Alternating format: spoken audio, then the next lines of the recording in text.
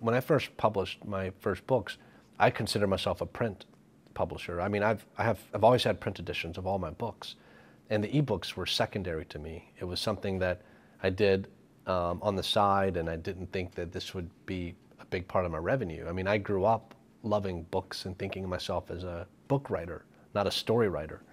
So my focus was always on selling books, and I would do signings and go out in public, you know, and have my boxes of books. When my ebooks started taking off, I thought, well, this is handy because I can just sit at home and write, and people are buying my books in every state. I don't have to drive around and take my books there and do signings. And when the first e-reader I got was just to buy my own books. I ordered one of the very first Kindles, and I would buy my books and download it to the device just to see what it looked like, because I was formatting it myself, and there was no way to test it. I would call a friend and say, hey, can you buy my book and tell me if it looks okay? And so finally I had to, you know, get a Kindle to test it. And once I had the Kindle, then I said, oh, I'll buy this book. And then I started reading them, and I realized that it wasn't books that I'm in love with, it's stories.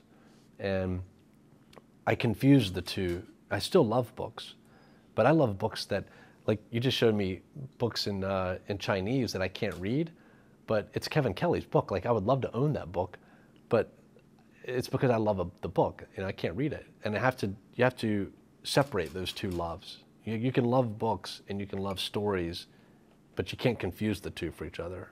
And an e-reader means you're enjoying the story and you're not caring about the form that it comes in. So now you are defining yourself as a story writer instead of a book writer, right? Absolutely, yeah. I mean, my audiobooks do very well, and those are there's a lot of work put in by another artist, someone who does all the voice acting, and they just take the manuscript that I wrote.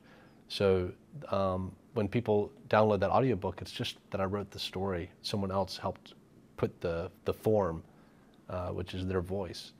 So I think it's helpful to not worry about the way your story is delivered.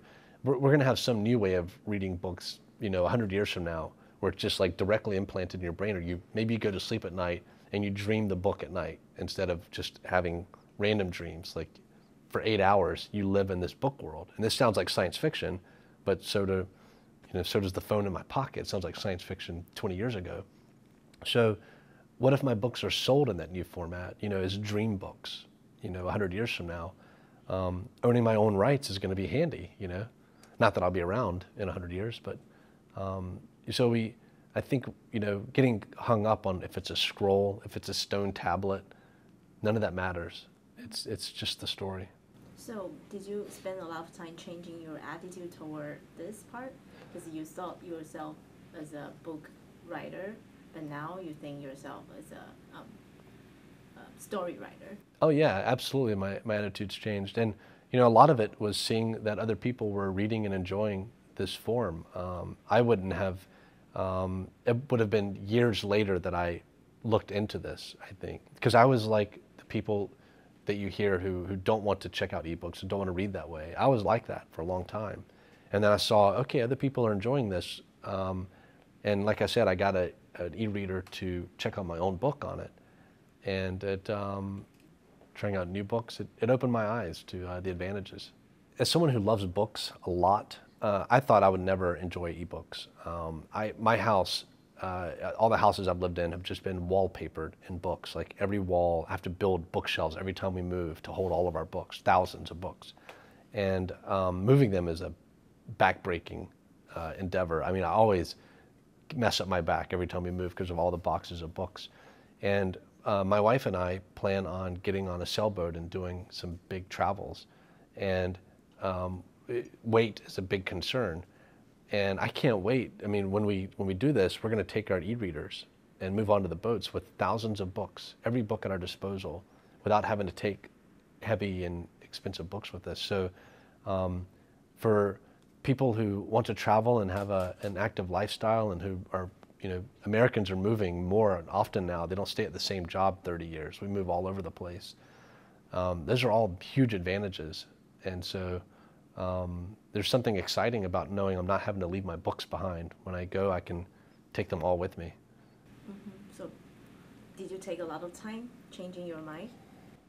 or just like a... Slowly over, it probably took a couple years, you know, and to this day, there's a lot of books that I prefer to have the physical edition. But if it's a fiction work that I'm going to read one time and never read again, I prefer it on an ebook.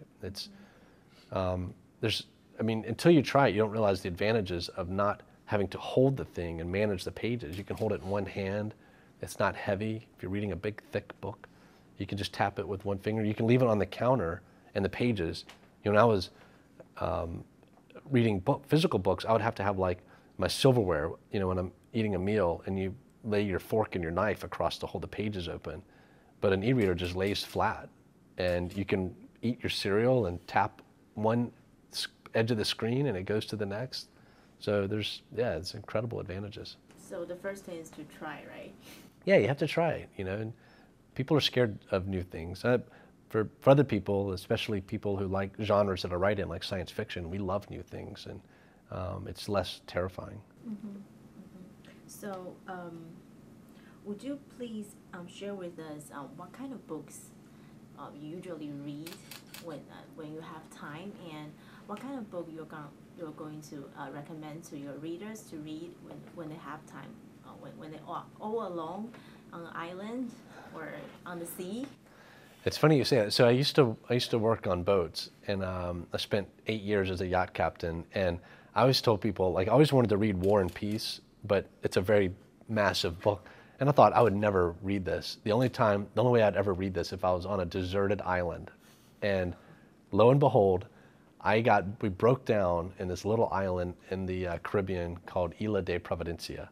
And my first mate had a copy of War and Peace with him. And we spent 2 months stranded on this island. So I grabbed the book and read the whole thing. And it was wonderful. I don't know why I put it off for so long. It's such a incredible book. But it's really funny that I always said, like, this is the only way I'd ever get this book read. And when I ended up on this island and I saw a copy of the book and he'd already finished it, I was like, oh, you got to be kidding me. Now I have to read that. And it's totally worth the read. Most of what I read is nonfiction. I read mostly to learn, and I want to learn about the human condition, what makes us operate the way we do. And that informs my writing. That's why my stories are very character-based and have to do with emotions and interactions between very real people. And I learn how to do that by reading works on psychology and history and biographies and science. And that's helpful for me because I don't get lost reading someone else's style. You read very dry information, you know, almost like textbooks. And then when you write your own stories, you have your own voice and you don't sound like anyone else. I saw you recommend people to read Kevin Kelly's What Technology Wants. Love that book. It's so good. Yeah, books like that you wish could be required reading for every human being. Another one is The Blank Slate by Steven Pinker. I think every person should have to read that book because it explains so much about who we are as people. And the more we understand why we act the way we do and why we respond the way we do, the less frustrated we are, the less confused we feel about, like, why do I do that? And why does that person do this all the time? And once you uncover these mysteries, then you're able to make better decisions and get out of routines. And so it's not really self-help, but the more you learn, the more you can help yourself. What else? Anything else? Yeah, Judith Rich Harris, No Two Alike, for parents. I think it's such an important book. It's how kids can be raised in the same house and be completely different from one another. And it's how important people's peers, their friends, what an important role they play in how they turn out. So yeah, books like that. And if you like history, Bill Bryson, I think he's hilarious and everything he writes is great. And I just read One Summer, his newest book, and it's wonderful. I mean, it's American history, but I just love it.